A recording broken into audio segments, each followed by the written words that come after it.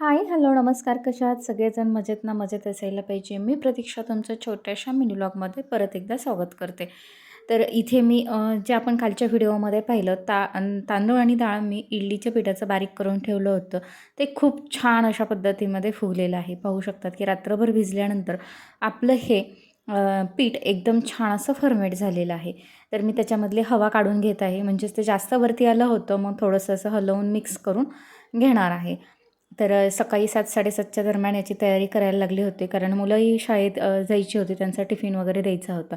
मुलांना असं वेगळं काही डब्याला न्यायचं म्हणलं की खूप आनंद होतो. तर इथे मी सांबारची वगैरे तयारी करून घेतली आणि त्या पिठामध्ये मी चवीनुसार मीठ टाकणार आहे, कारण इडलीच्या पिठामध्ये मीठ थोडंसं उचलूनच लागतं. मग मी इथं 2-3 चमचे मीठ वगैरे टाकून घेतलं आणि थोडंसं सोडा वगैरे टाकून, थोडंसं तेल वगैरे टाकून हे पीठ छान असं मिक्स करून घेणार आहे. जेणेकरून काय होतं, तेलामुळे आपली इडली वगैरे मऊ होती.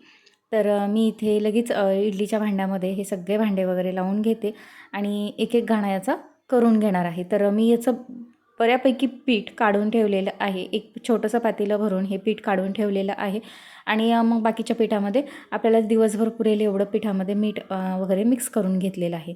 तर त्यानंतर सांबारची तयारी केली आणि सांबार वगैरे फोडणीला टाकून इडल्याचा कुकरही काढून घेतला. तर एकदम छान अशा पद्धतीमध्ये आपल्या हे इडल्या तयार होतात.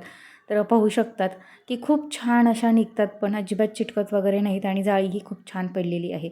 तर तुम्हाला ही इडली सांबारची रेसिपी कशी वाटली ती नक्की कमेंट करून सांगा आणि असेच नवनवीन व्हिडिओ पाहण्यासाठी आपल्या चॅनलला लाईक आणि सबस्क्राईब करायला विसरू नका. धन्यवाद.